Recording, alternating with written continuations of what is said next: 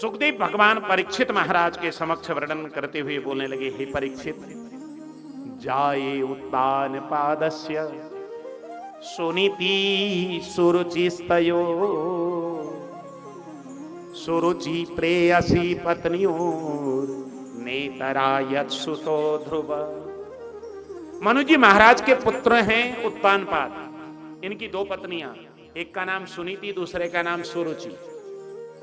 राजा उत्तानपाद सुरुचि को अपने पास रखते हैं, सुनीति को वन में रहने के लिए विवश करते हैं। वन में झोपड़ी बनाकर सुनीति रहा करती है अपने पुत्र के साथ। सुनीति का भी एक पुत्र है और सुरुचि का भी एक पुत्र है। ये कथा किसी उत्तानपाद राजा की है कि नहीं, ये तो शास्त्र में कहा है तो है, लेकिन ये कथा हमसे भी जुड़ी है। ये कथा आपकी है, ये कथा हमारी है।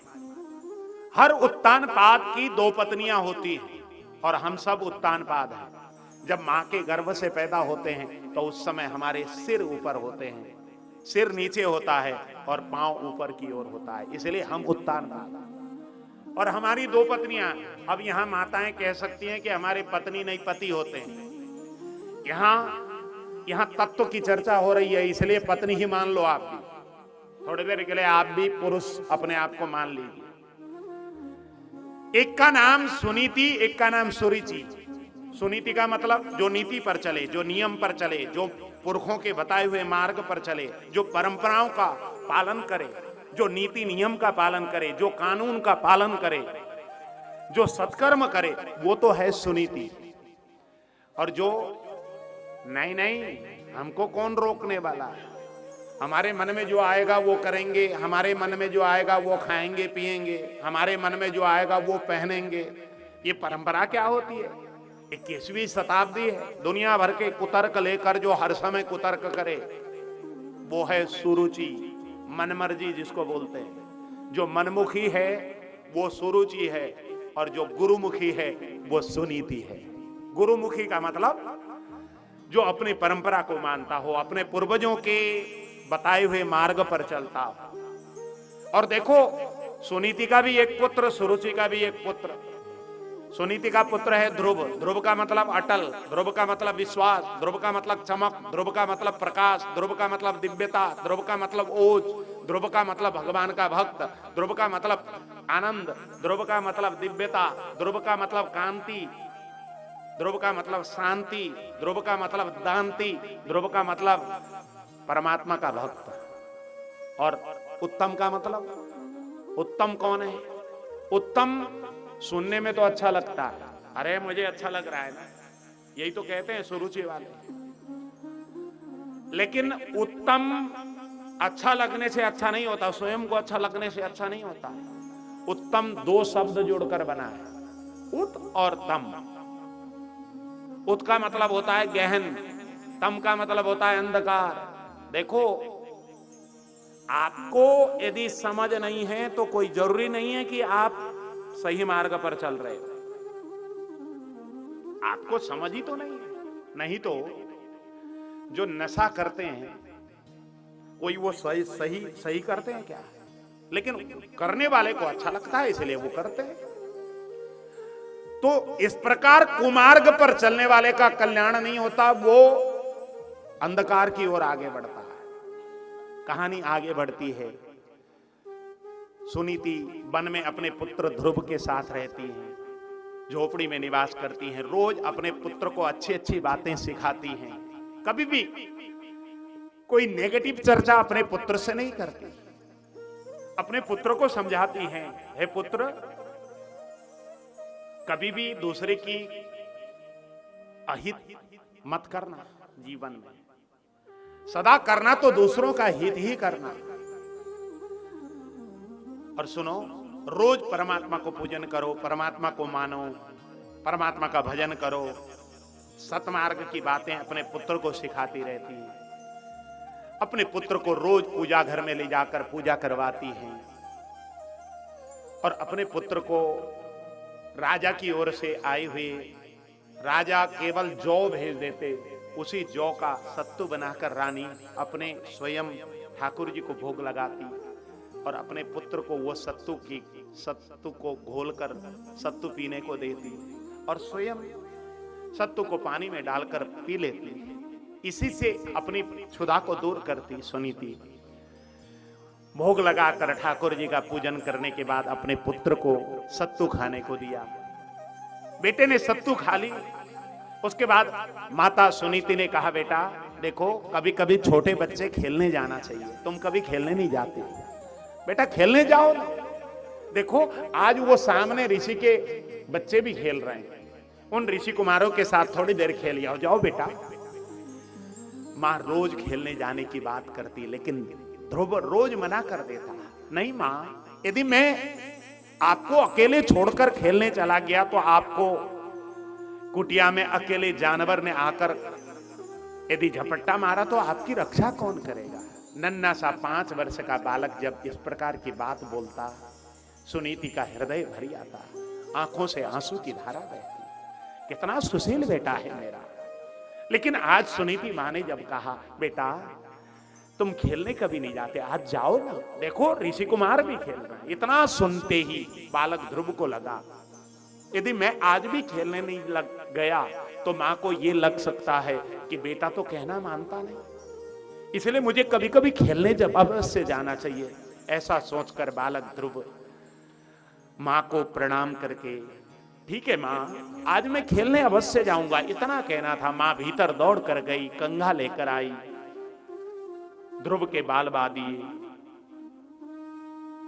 ललाट पर गोरोचन का तिलक लगा दिया, कंठ पर तुलसी की माला पहना दी, पीतांबर वस्त्र पहना दिए, पैरों में खड़ाऊ पहना दी, एक हाथ में डंडा पकड़ा दिया और कहा, बेटा जाओ खेल के आओ।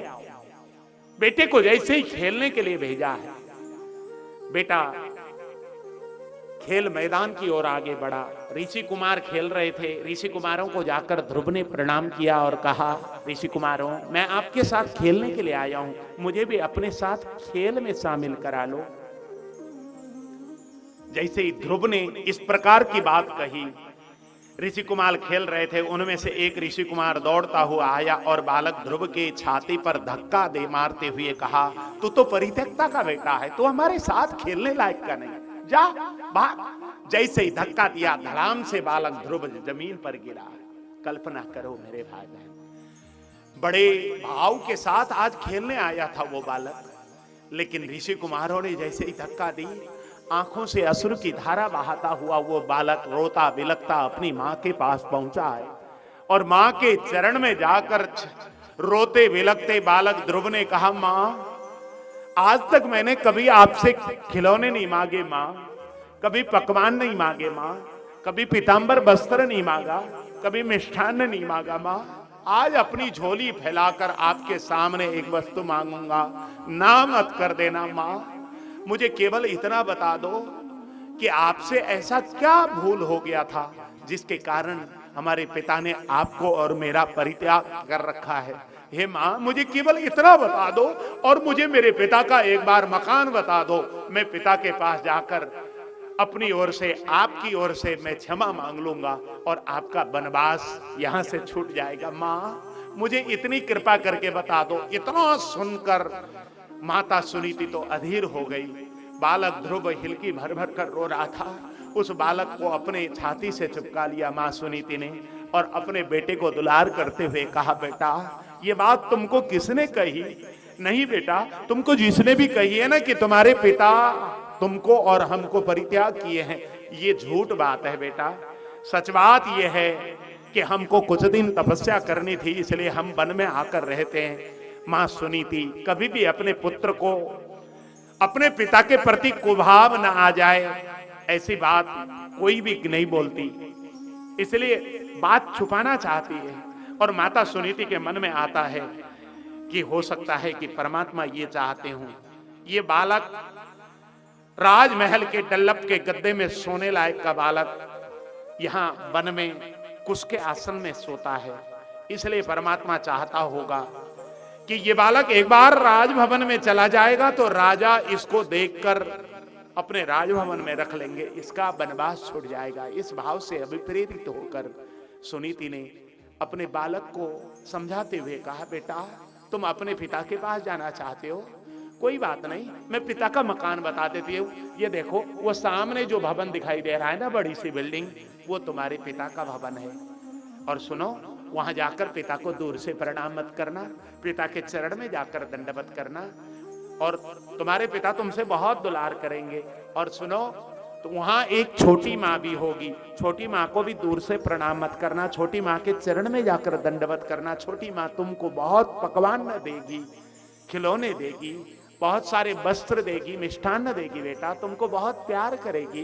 वहां एक तुम्हारा छोटा भाई भी मिलेगा, उसको अपने गले लगाकर दुलार करना। जाओ बेटा, तुम्हारे ऊपर भगवान कृपा करेंगे। इतना कहकर बालक ध्रुव के सिर पर अपना दोनों हाथ रखा, आशीर्वाद दी। दोनों हाथ से बालक को पकड़कर भीतर पूजा घर में ले गईं। भगवान को प्रणाम करने के लिए कहा।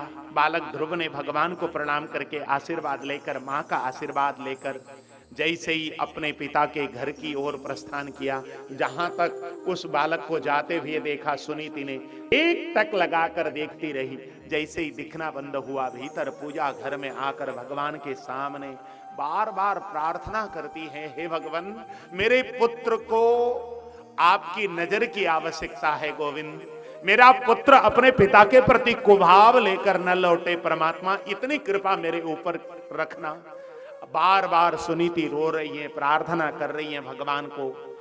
और उधर बालक ध्रुव चलते चलते जैसे ही राजभवन के द्वार पर पहुंचे, द्वार पर दो द्वारपाल खड़े थे। उन दोनों द्वारपाल को ध्रुव ने प्रणाम किया और द्वारपालों से कहा, द्वारपालों, मैं इस देश के राजा उत्तानपाद की बड़ी रानी सुनीति का पुत्र, मेरा नाम ध्रुव, मैं राजा से मिलने के लिए आया हूं, मेरे पिताजी से मुलाकात करवा सकते हो क्या? दोनों द्वारपाल के आंखों से आंसू की धारा बहने लगी। ये बड़ी रानी का पुत्र कितना सुशील है, हम नौकरों को भी हाथ जोड़ के प्रणाम करता है। ये छोटी रानी का पुत्र तो कभी भी हमसे मुलाकात होती है तो अबे तबे करके बात करता।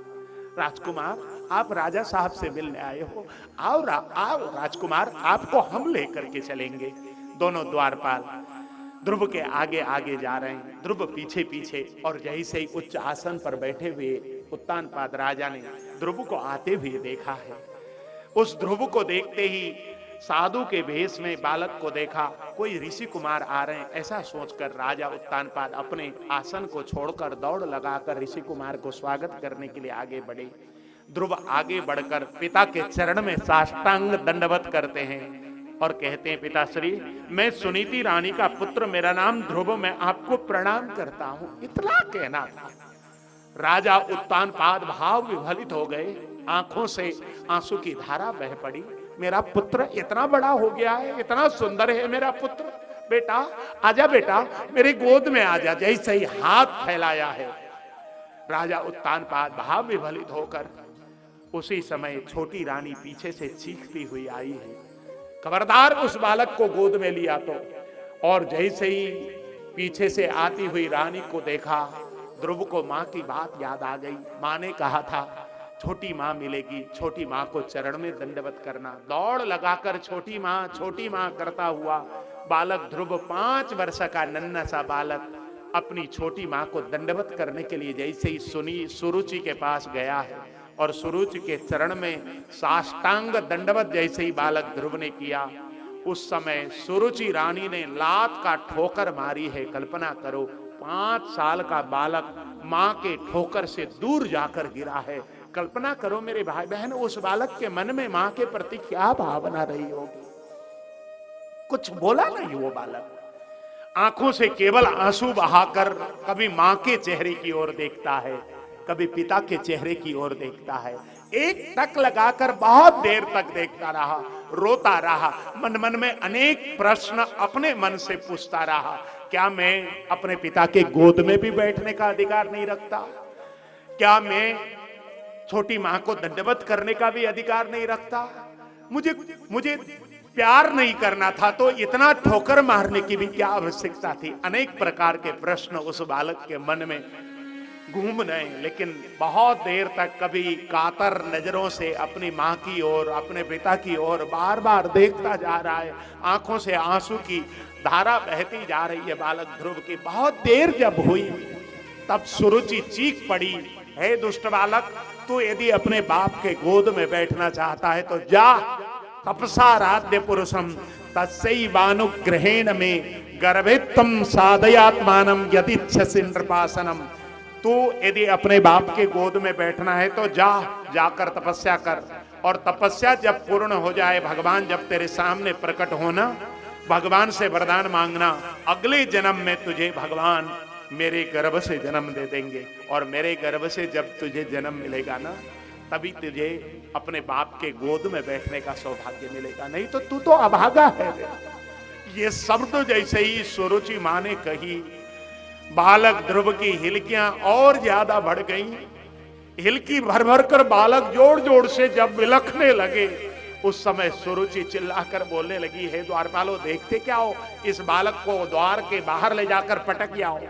जैसे ही कहा, द्वारपालों ने बालक ध्रुव के कंधे पकड़े हैं और बालक ध्रुव को उठाकर जैसे ही लेकर के चले द्वार के बाहर जाकर, दोनों द्वारपालों ने कहा, राजकुमार हमको क्षमा कर देना, राज आज्ञा थी इसलिए आपके साथ हमने दुर्व्यवहार किया, इतना कहना था। ध्रुव ने कहा, नहीं भैया द्वारपाल, तुम्हारी कोई गलती नहीं है, तुमको तो राजाज्ञा पालन करनी ही है।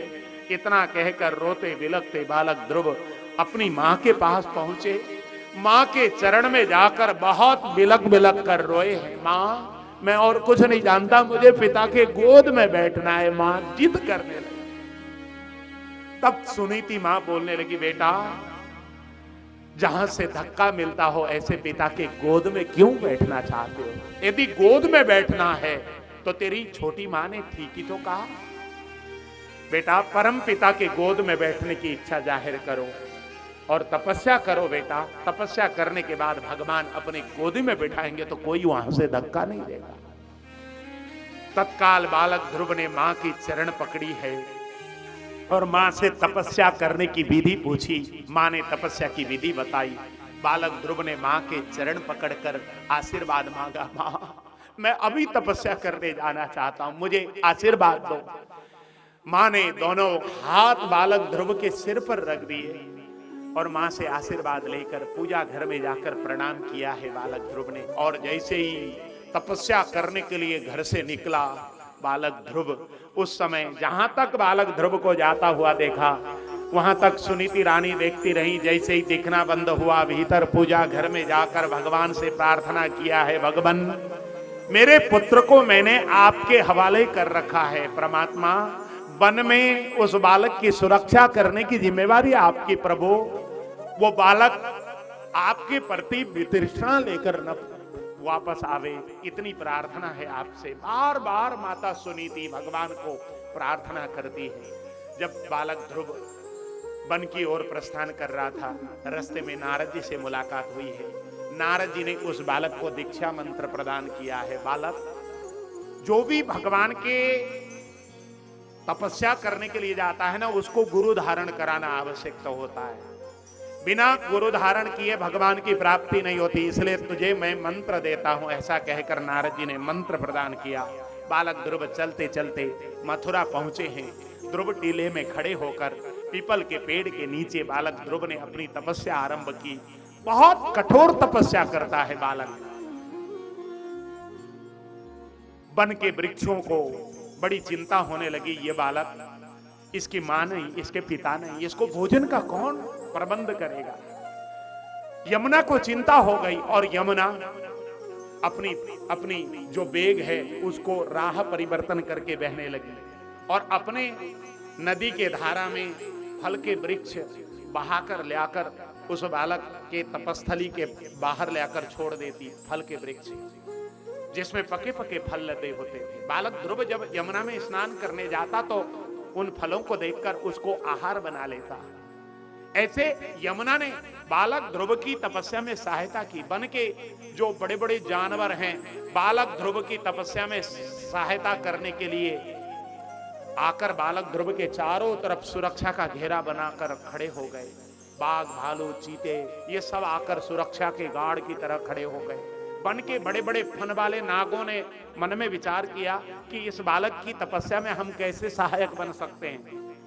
तो वन के फन वाले नाग जब धूप तेज होती, बारिश तेज होती तो फन फैलाकर बालक ध्रुव को छतरी का काम करते। बन के छोटे छोटे पक्षियों को लगता कि इस बालक की तपस्या में हम कैसे सहायक बन सकते हैं। तो बन के पक्षी दूर दूर उड़कर जाते, अपने चोंच में छोटे छोटे फल, पके पके फल, मीठे मीठे फल लेकर आते, बालक ध्रुव के आगे रख देते। बालक ध्रुव उन फलों को खाकर अपनी तपस्या जारी रखता। मोर आदि पक्षी आकर बालक ध्रुव के सामने जब पंख फैलाकर नृत्य करते, बालक ध्रुव का मनोरंजन होता। हिरण आदि जानवर बालक ध्रुव के सामने जब उछलते तो बालक ध्रुव को बड़ी मन में प्रसन्नता होती। बालक ध्रुव बहुत कठोर तपस्या कर रहा है और धीरे धीरे बालक के तपस्या करते करते कई महीने व्यतीत हो गए, फिर भी भगवान की कोई झांकी जब नहीं देखी, तब तो बालक ध्रुव ने फल खाना छोड़ दिया। फिर भी भगवान की कोई झांकी का दर्शन जब नहीं हुआ, बालक ध्रुव ने फल खाना छोड़ दिया। पत्ते खाकर कुछ दिन भजन किए, कुछ दिन बाद पत्ते भी खाना छोड़ दिया। फिर जल पीकर भजन किया, जल भी छोड़ दिया। फिर भी भगवान का जब दर्शन नहीं हुआ तो जल भी पीना छोड़ दिया, केवल वायु पीकर भगवान का भजन किया। फिर भी भगवान का जब दर्शन नहीं हुआ, बालक ध्रुव ने अपने नासा छिद्र को बंद किया, कान को बंद किया, आंख को बंद किया, मुंह को बंद किया, सारे छेदों को बंद कर कर भगवान को अपने आत्मा में बिठाने के लिए, भगवान को ध्यान करके अपनी आत्मा के इस हृदय की ज्योति को जागृत करने के लिए बालक ध्रुव ने जैसे ही भगवान अपने मुट्ठी को बांधकर भगवान को आह्वान किया, उसी समय बालक ध्रुव के हृदय पर भगवान की झांकी का दर्शन बालक ध्रुव को होने लगा। और उधर भगवान का सिंहासन डोलायमान हो गया कि मेरा भक्त मुझसे मिलने के लिए व्याकुल हो रहा है और मैं यहाँ द्वारका में हूँ। भगवान गरुड़ पर सवार हो गए और बालक ध्रुव के सामने आ गए। तब तक सारे संसार का प्राण वायु बिल्कुल अवरुद्ध हो गया, नदी की धारा रुक गई। बालक ध्रुव के सांस को रोकने से सारी संसार की गति थम गई। तब भगवान आकर बालक ध्रुव के सामने खड़े हो गए। ध्रुव को आवाज लगाई, बेटा नेत्र खोल। लेकिन ध्रुव तो भगवान का दर्शन हृदय में पार कर बिल्कुल मग्न है, वो नेत्र खोलने को तैयार नहीं। तब भगवान को बालक ध्रुव को आवाज लगाकर कहना पड़ा, बाबू नेत्र तो खोल। फिर भी बालक ध्रुव ने नेत्र नहीं खोला। तब भगवान ने बालक ध्रुव के हृदय पर जो भगवान की झांकी का दर्शन हो रहा था उसको हृदय से जैसे ही धूमिल कर दिया। बालक ध्रुव तिलमिलाकर जैसे ही नेत्र खोलता है, जिस भगवान का दर्शन उसको हृदय पर हो रहा था वही भगवान सामने खड़े दिखाई दिया। अब तो बालक ध्रुव दिव्य नैनों से भगवान का दर्शन कर रहा है, भाव विभलित हो रहा है, लेकिन भगवान को टकटकी लगाकर निहार रहा है, कुछ भी बोल नहीं रहा है। अब तो बालक ध्रुव की उस प्रकार के व्यवहार को देखकर भगवान को लगा कि मुझे ही कुछ करना चाहिए।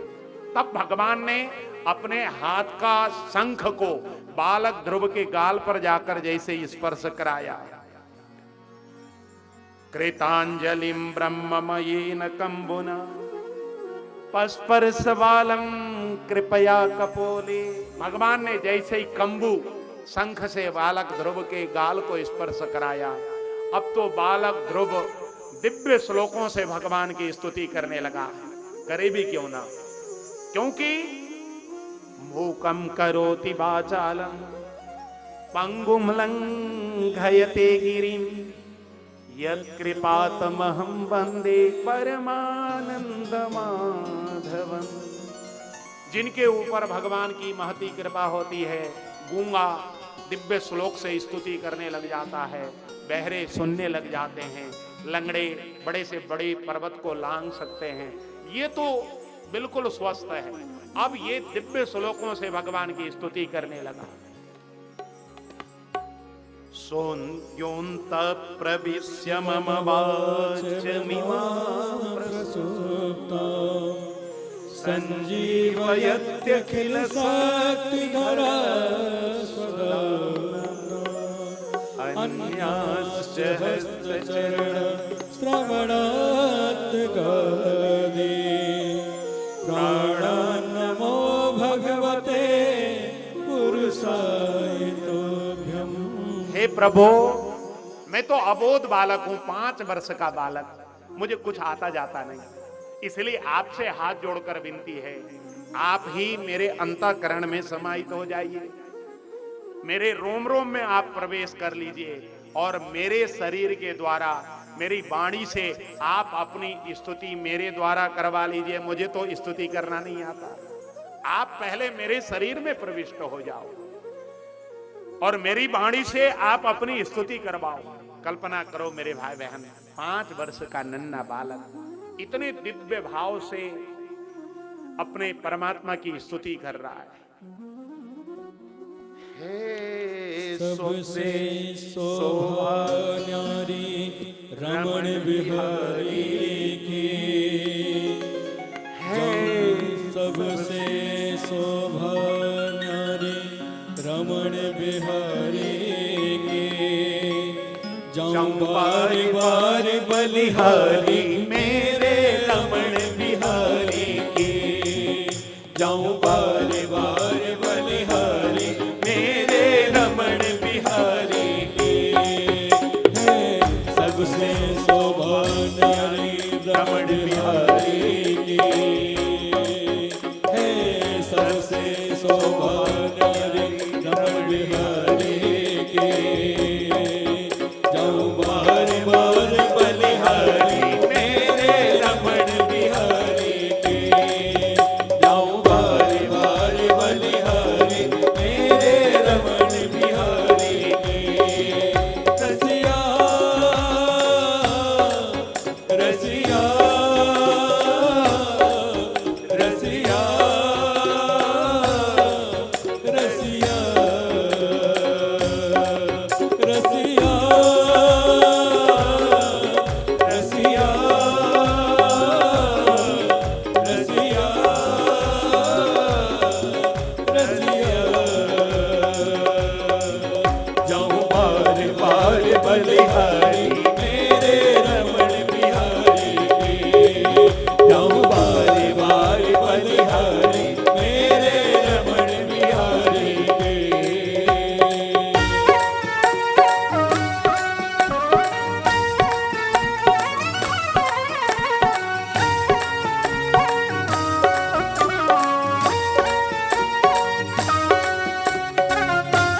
श्री रमण बिहारी लाल की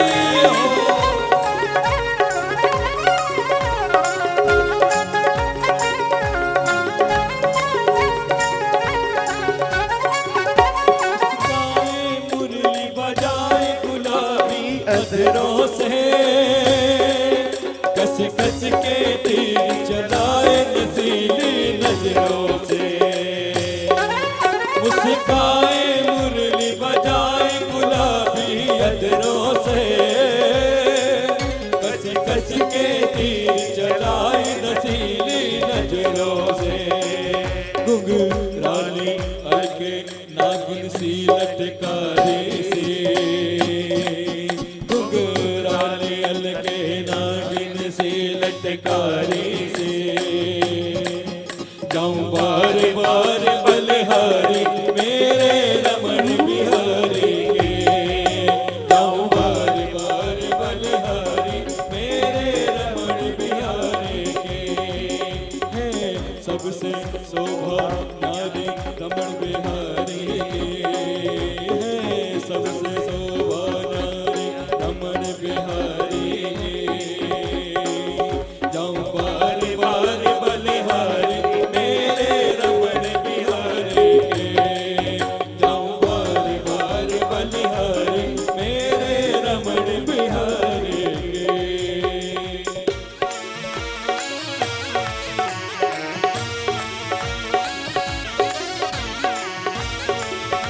बड़े भाव से दोनों हाथ उठाकर ताली की सेवा करते गाएं।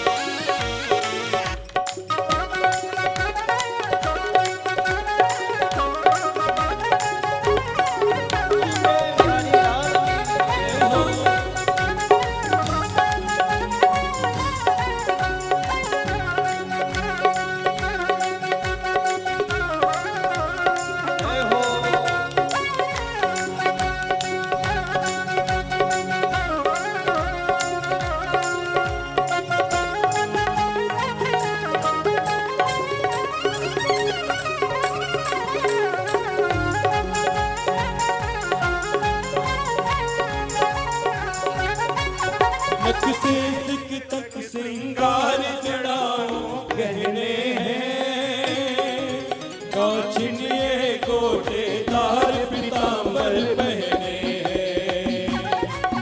नक से सिर तक श्रृंगार जड़ाओ गहने हैं, काछिनिए गोटेदार पीतांबर पहने हैं। सिर साजे टेढ़े पग नयन सुखकारी के, सिर साजे टेढ़े पग नयन सुखकारी के। जाऊं बार बार बलिहारी मेरे रमण बिहारी के, जाऊं बार बार बलिहारी मेरे रमण बिहारी के। है सबसे शोभा नारी रमण बिहारी के, है सबसे शोभा नारी रमण बिहारी के।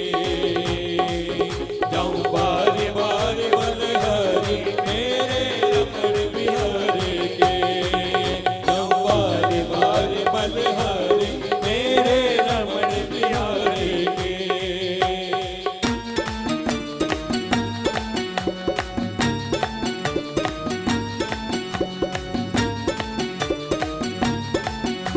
श्री भक्तवत्सल भगवान की जय हो।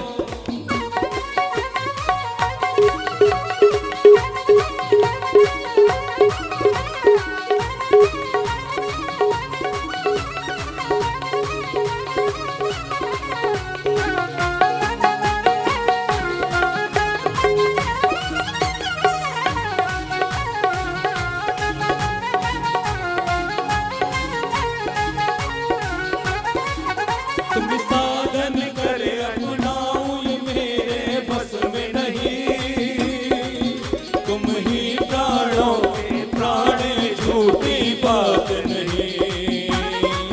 तुम साधन करे अपनाऊं ये मेरे बस में नहीं, तुम ही प्राणों के प्राण झूठी बात नहीं। तुम स्वामी और मैं दासी भानु दुलारी के, तुम स्वामी और मैं दासी भानु दुलारी के।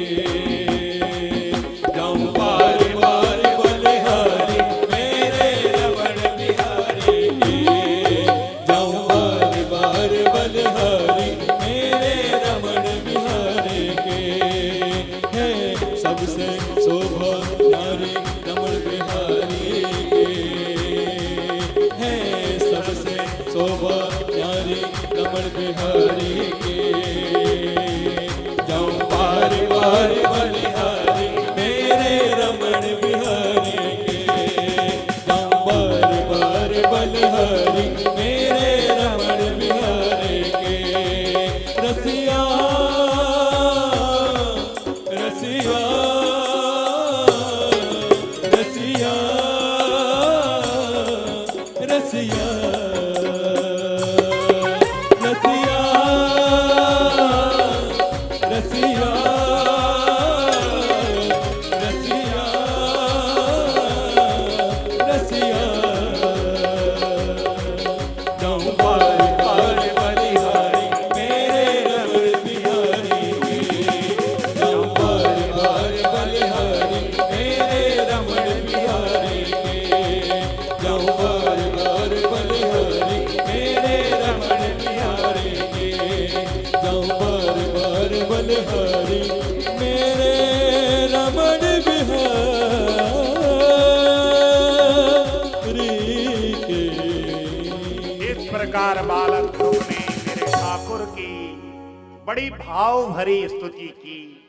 मेरे ठाकुर ने बालक ध्रुव को अपने गोद पर बिठाया और जैसे ही अपने दोनों वृद्धस्थ उसके सिर पर रखे, बालक ध्रुव के आंखों से झरझर झरझर आंसू गिरने लगे। ठाकुर ये कृपा, हाँ बाबू, तूने बहुत कठोर तपस्या इतनी कम आयु में की है।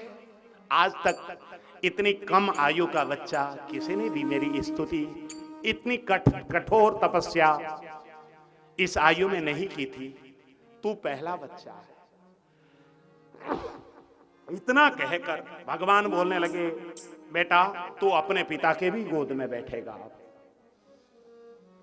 और हुआ भी वही, जा पर कृपा राम की होई, ता पर कृपा करे सब कोई। जब भगवान अंतर्धान होकर चले गए, उत्तानपाद राजा अपने बेटे को खोजते हुए वहां पर आए, रथ पर बिठाकर लेकर के गए और अपने राज गद्दी पर बिठाकर स्वयं तपस्या करने के लिए वन की ओर चले गए रानी को लेकर।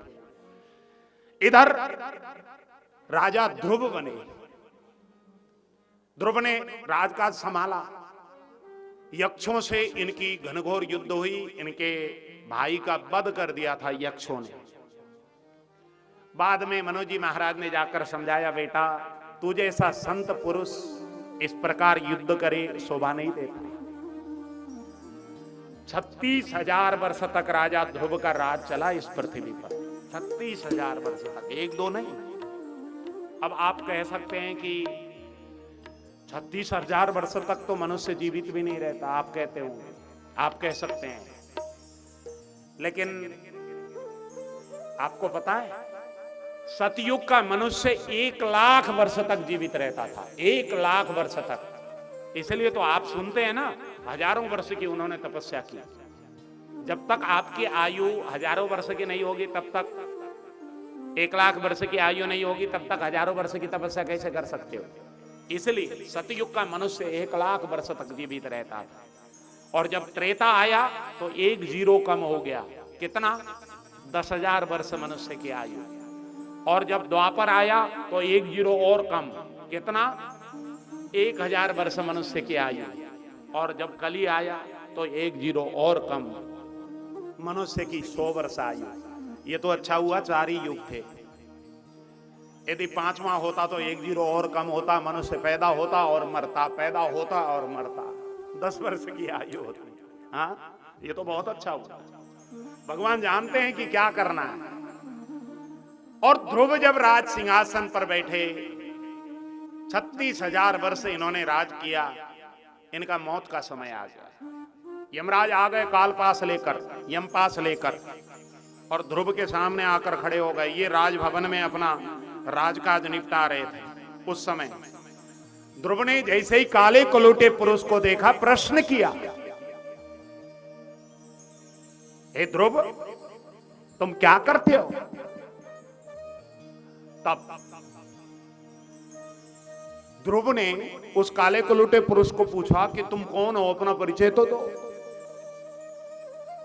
तब उस काले कलूटे पुरुष ने कहा कि मैं मौत हूं, मेरा नाम है काल, मैं तुमको लेने के लिए आया हूं। इस पृथ्वी में आने वाला हर किसी को लेने के लिए मैं आता हूं, इसलिए मुझसे ये मत पूछो कि क्या करते हो। तब ध्रुव ने कहा, मौत थोड़ी देर तू खड़ा हो। मौत को खड़ा कर दिया। अपने पुत्र बत्सर को, कल्प को बुलाया अपने पास, रात तिलक की, और बुलाकर रात तिलक करके स्वयं पैदल चलकर, अपने पांव से चलकर मृत्यु के पास पहुंचे। हम होते तो डर करके वहीं मूर्छित हो गए होते, लेकिन ये डरे नहीं, क्योंकि इनका होमवर्क पूरा था। कल की कथा याद करो, ये अपने पांव से चलकर गए बिल्कुल निडर होकर। मृत्यु को कहा है, मृत्यु घुटना टेक। मृत्यु को घुटना टेकवा दिया और मृत्यु के घुटने पर अपना पांव रखा, कंधे पर पांव रखा और मृत्यु के सिर पर पांव रखा। मृत्योर्मूर्धनि पदम दत्वा आरुरोहाद्भुतम गृहम। जैसे ही मृत्यु के सिर पर ध्रुव ने पांव रखा, उसी समय वैकुंठ से विमान आया, मृत्यु के बगल में रुका। आज बालक ध्रुव उस विमान पर सवार हो गए।